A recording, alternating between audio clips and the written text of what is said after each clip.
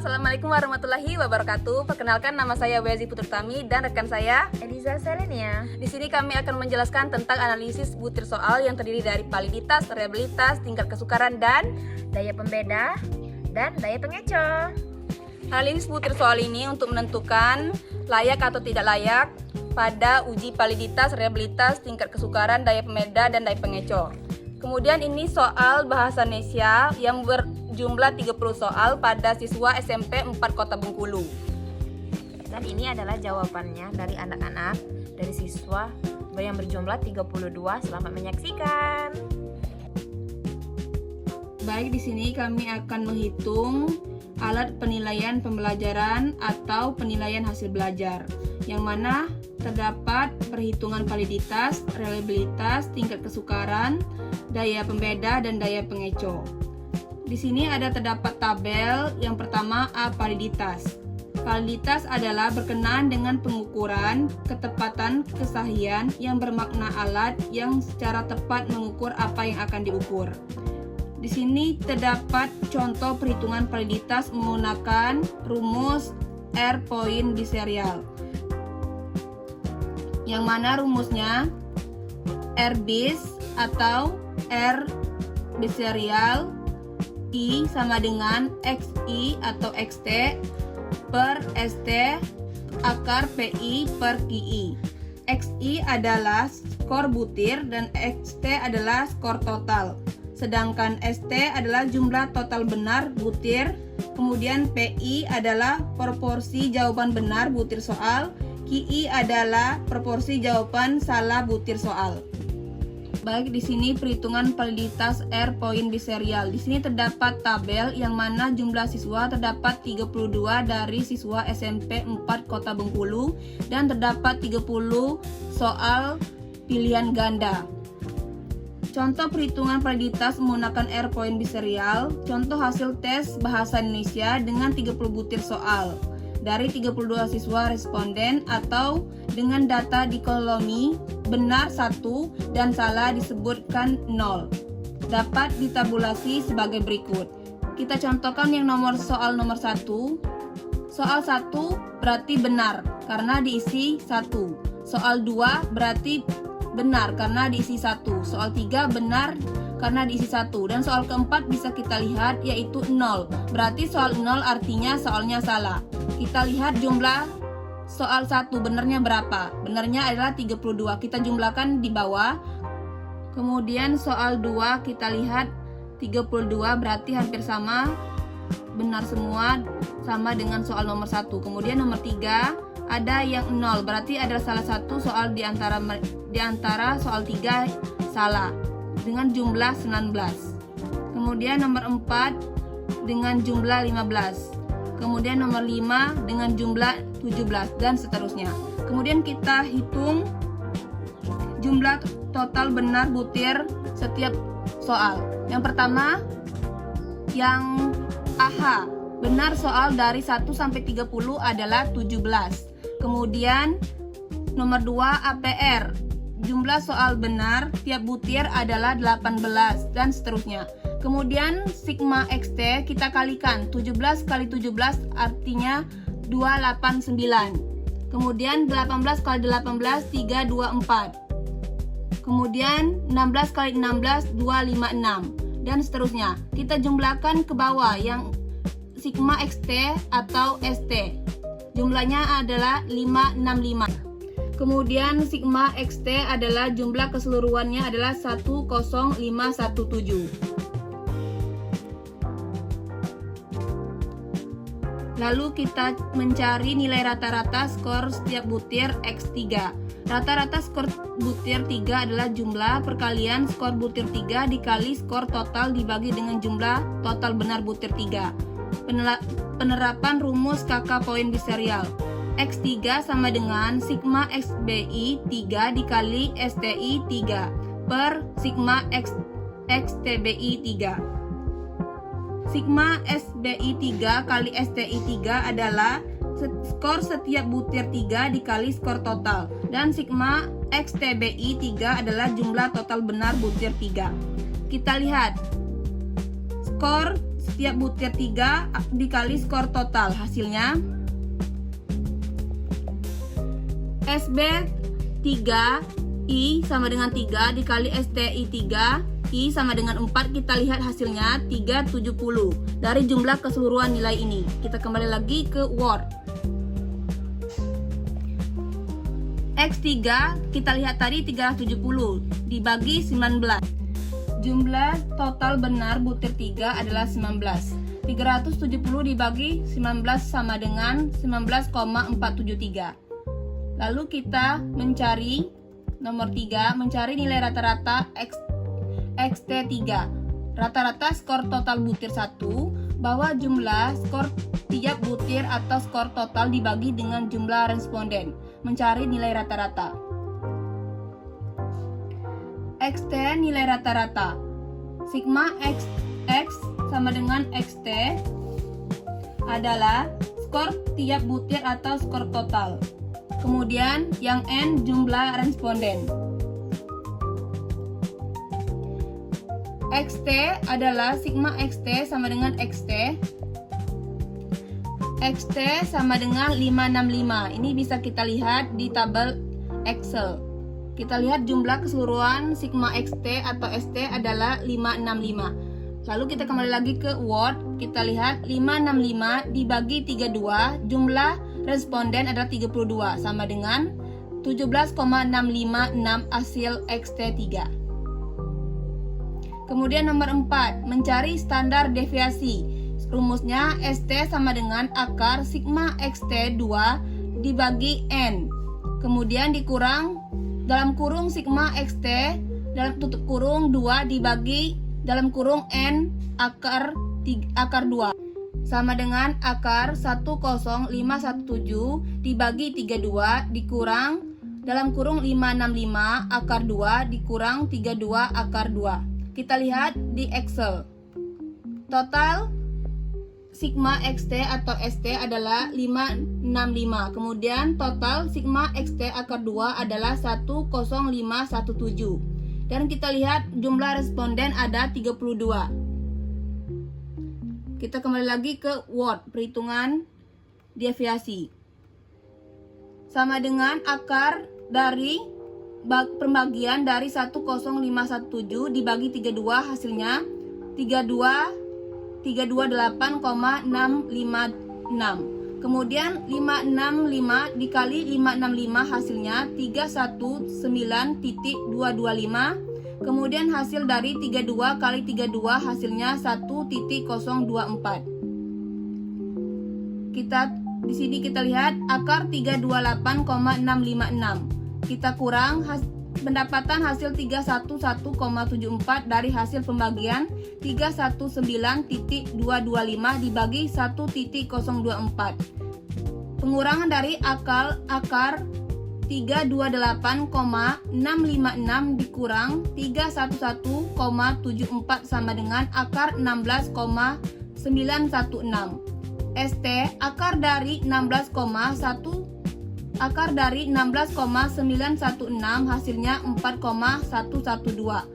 Inilah hasil dari ST. 5. Mencari proporsi jawaban benar butir soal nomor 3 atau PI. Total benar butir I sama dengan 3 dibagi dengan jumlah responden. PI sama dengan TBI per N. TBI adalah total benar butir 3, kemudian dibagi dengan N jumlah responden 32. Kita lihat di tabel Excel. Total jawaban tiap butir soal nomor 3 adalah 19.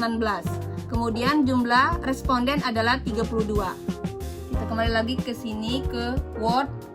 19 dibagi 32 adalah sama dengan 0,593. P3 hasilnya adalah 0,593. Mencari proporsi jawaban salah butir soal nomor 3 atau KI. KI sama dengan 1 dikurang PI sama dengan 1 rumus PI. Kita lihat hasil dari P3 tadi 0,593. 1 dikurang 0,593 sama dengan 0,407. 7. Dari nilai-nilai di atas maka dapat dihitung R biserial butir nomor 3 dengan rumus R bis I sama dengan XI dikurang XT dibagi ST akar PI per QI. R bis 3 sama dengan 19,473 dikurang 17,656 dibagi 4,112 kemudian akar 0,593 per 0,407. Kita lihat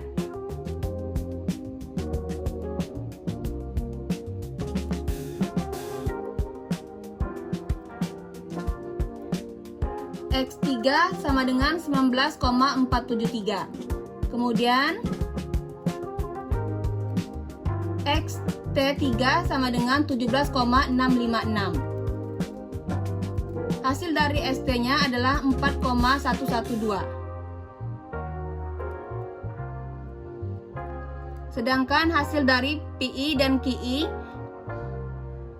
0,593 hasil dari PI. Kemudian hasil dari QI adalah 0,407 sama dengan 19,473 dikurang 17,656 hasilnya 1,817. Perkalian dari 0,593 dibagi 0,407 hasilnya 1,457. 1,817 dibagi 4,112 sama dengan 0,441. Akar dari 1,457 hasilnya 1,207. 0,441 dikali 1,207 sama dengan 0,5322287. Valid. Ini bisa dibuktikan dengan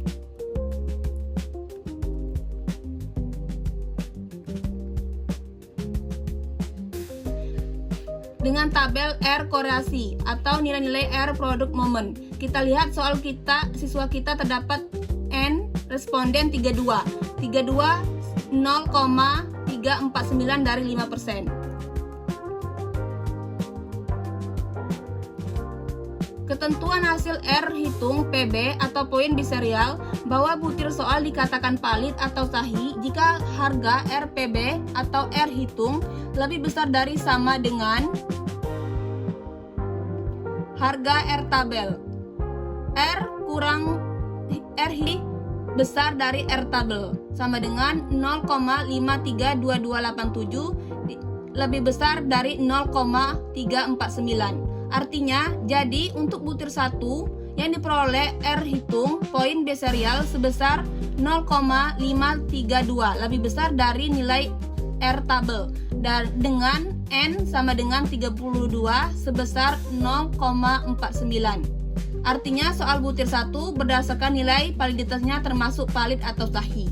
Kita lihat di keseluruhan hasil perhitungan validitas butir soal bahasa Indonesia kelas 82.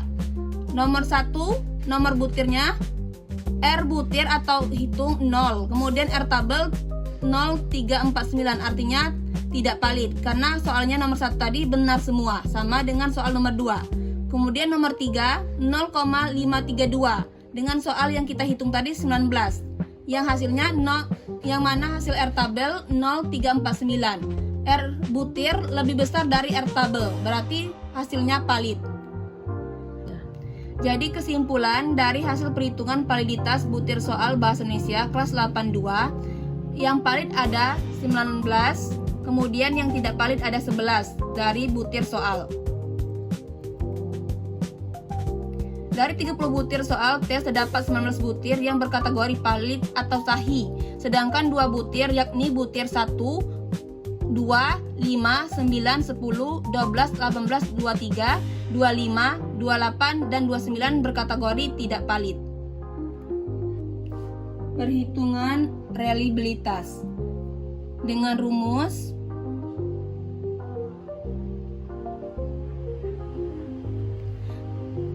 K kurang R atau Konder-Richardson RI sama dengan K dibagi K kurang 1 dalam kurung 1 dikurang sigma PI QI dibagi ST kuadrat tutup kurung.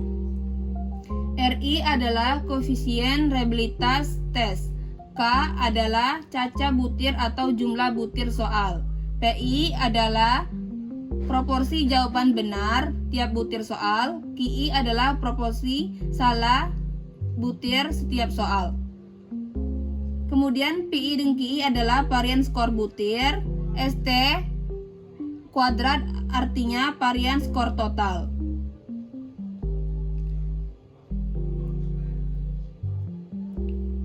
Kita lihat tabel reliabilitas. Di sini terdapat 32 siswa dengan butir soal 19 yang valid. Yang mana butir soal yang valid adalah nomor 3, nomor 4, nomor 6, nomor 7, nomor 8, nomor 11, nomor 13, nomor 14, nomor 15, nomor 16, nomor 17, 19, 20, 21, 22, 24, 26, 27, 30. Soal nomor 3 yang benar ada 19. Kemudian nomor 4, 15, nomor 6, 16. Dan seterusnya.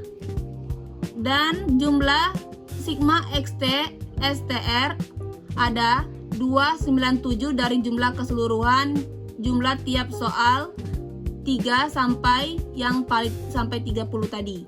Kemudian sigma XT kuadrat ada total 3145 dari jumlah keseluruhan akar dari 10 kali 10 hasilnya 100, 10 kali 10 hasilnya 100, 7 kali 7 49 dan seterusnya. Kemudian PI, jumlah dari PI perhitungan dari 19 hasilnya 0,593. Kemudian QI 0,40. Perkalian dari 0,593 dikali 0,40 hasilnya 0,241. Dan soal nomor 4 0,468 dikali 0,532. Hasil dari perkalian itu hasilnya 0,248 dan seterusnya. Kemudian setelah diperkalikan semuanya soal yang valid tadi, kita jumlahkan atau kita tambahkan dari nilai keseluruhan, yaitu hasilnya 4,055. Kita kembali lagi ke Word. Yang pertama menghitung harga P dan Q serta PQ.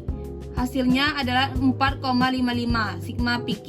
Yang kedua menghitung harga varian. ST kuadrat sama dengan sigma XT kuadrat dibagi N dalam kurung sigma XT akar 2 dibagi dalam kurung N akar 2 sama dengan sigma XT 2 3145 dibagi 32 dikurang sigma XT kuadrat 297 dibagi N kuadrat 32. Kita lihat di tabel Excel. Sigma XT hasilnya 297 dan sigma XT kuadrat hasilnya 3145. 297 dikali 297 hasilnya 88209. 32 kali 32 1.024. Ini dibagi 3145 dibagi 32 hasilnya 98,281. Kemudian kita bagikan 88.209 dibagi 1.024 hasilnya 86,141. 98 ini diberikan di sini 98,281 dikurang 86,141. Hasilnya 12,14. Yang nomor 3. Data harga-harga rumus setelah lengkap. K.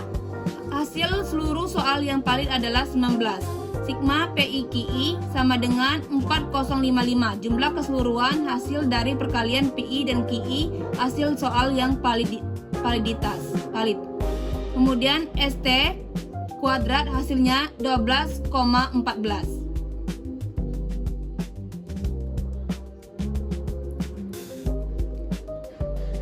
Yang keempat, memasukkan semua nilai harga-harga ke dalam rumus KR dengan rumus RI sama dengan K dibagi KI1 dalam kurung 1 dikurang sigma PI KI dibagi STR kuadrat. RI sama dengan jumlah soal yang valid tadi ada 19. Kemudian 19 dikurang 1.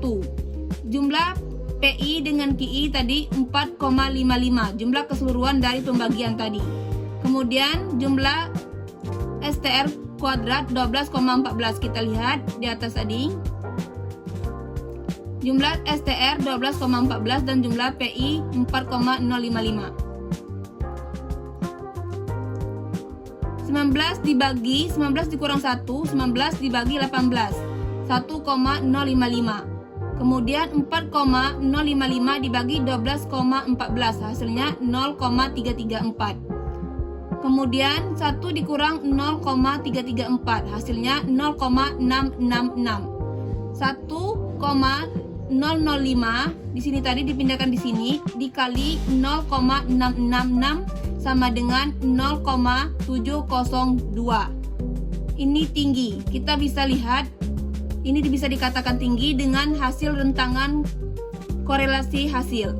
Kita lihat hasilnya tadi 0702. Kita lihat di sini 00702 hasilnya valid dan tinggi. Kita lihat di sini nah. Kita lihat tinggi nilainya. Berarti koefisien reliabilitas tes dari 19 butir pada contoh di atas adalah 0,72, termasuk kategori sangat tinggi atau dikonfirmasikan pada tabel sederhana.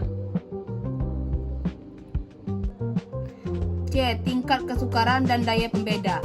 Yang pertama, rumus tingkat kesukaran atau kesulitan atau TK. TK sama dengan FA ditambah FB sama dibagi N. FA adalah jawaban benar dalam kelompok atas, sedangkan FB adalah jawaban benar dalam kelompok bawah. N sama dengan jumlah siswa dalam kedua kelompok A dan B. Kemudian yang kedua, rumus tingkat daya pembeda DP. DP daya pembeda FA dikurang FB dibagi N. N adalah jawaban siswa dari salah satu kelompok A atau B. Kita lihat tabel hasil tes bahasa Indonesia menurut butir soal.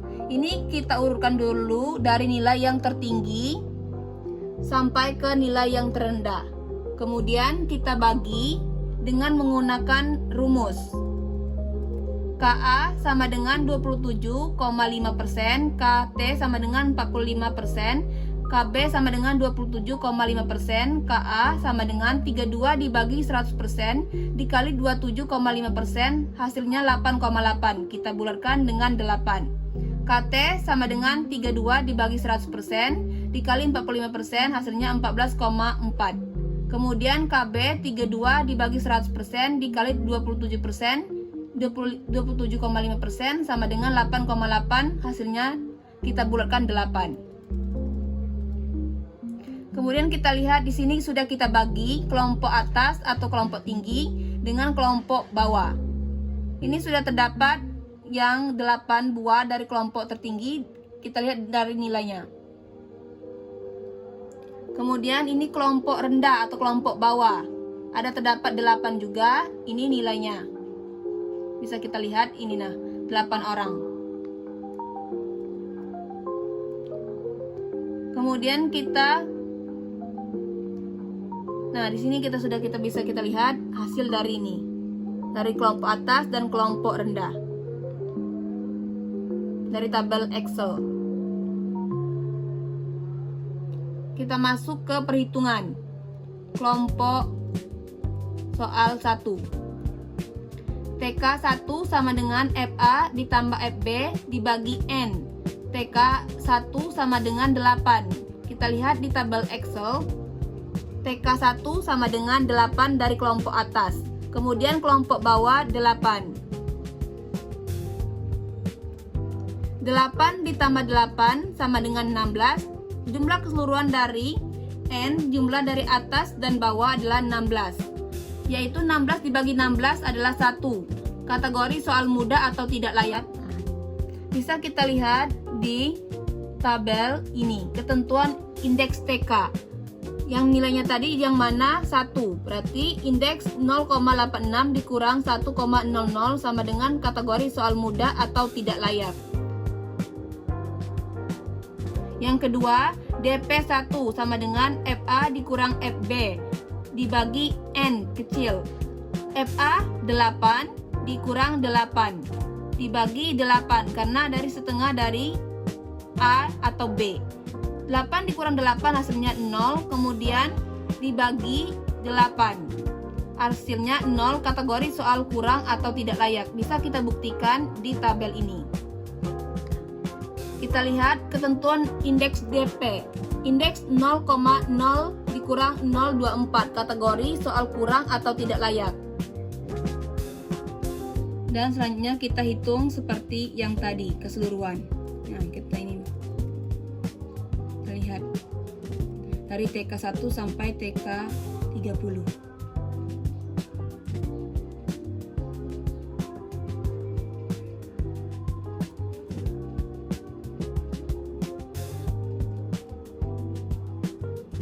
Sampai ke hasil data perhitungan untuk mencari TK dan DP secara lengkap. Kita lihat dari tabel TK dan DP. Nomor 1, butir 1, FA 8, FB 8, TK 1. Kategori sukar, keterangan tidak layak, DPH 0, kategori kurang, kategori tidak layak. Nomor 2 sama dengan nomor 1, kategorinya tidak layak. Kemudian nomor 3, FA 7, FB 2. Hasilnya 0,52, hasilnya sedang, kategori sedang, keterangan layak, DP-nya 0,625, baik, kategori baik, kemudian keterangan layak, dan seterusnya. Kita lihat dari tabel ini. Nah, seterusnya 1, butir 1 sampai butir 30.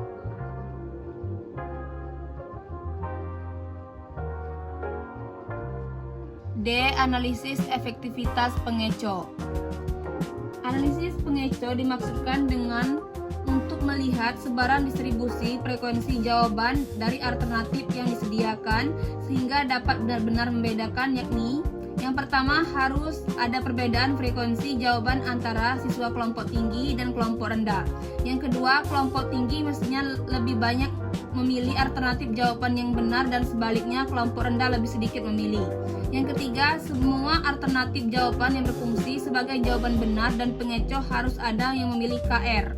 Yang keempat, kelompok rendah lebih banyak memilih alternatif pengecoh. Yang kelima, jika terjadi siswa kelompok tinggi yang lebih banyak memilih pengecoh atau ada distraktor yang tidak dipilih, maka distraktor tersebut disarankan untuk direvisi termasuk butir soalnya.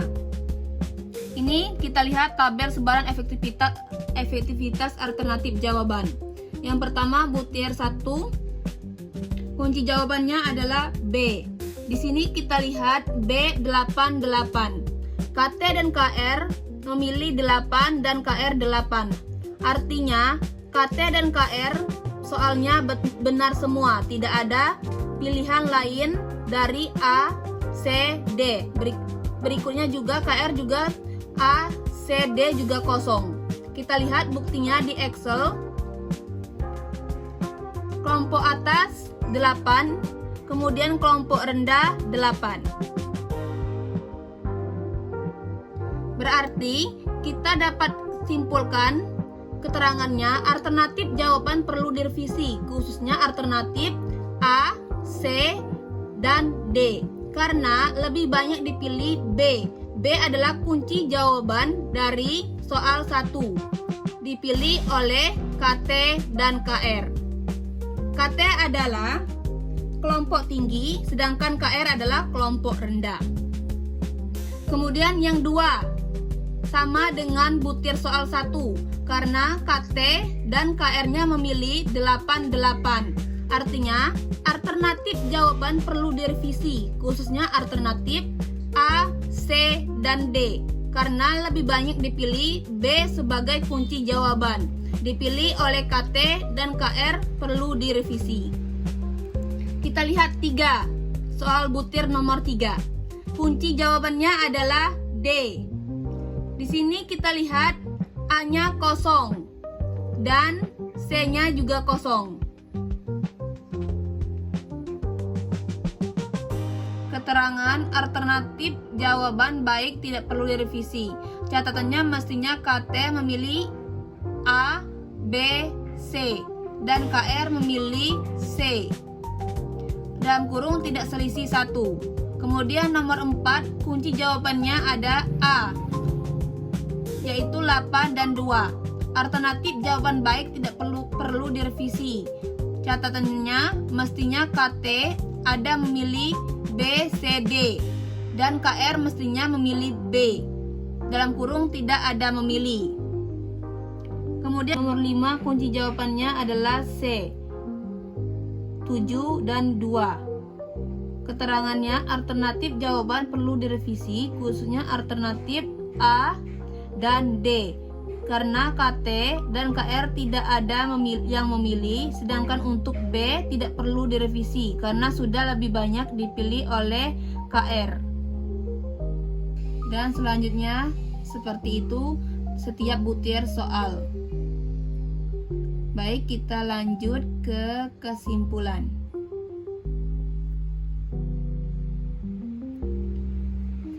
Kesimpulan hasil validitas, reliabilitas, tingkat kesukaran, daya pembeda, dan pengeco. Dan rekomendasi terhadap revisi soal dan pilihan ganda. Ini kita lihat tabelnya.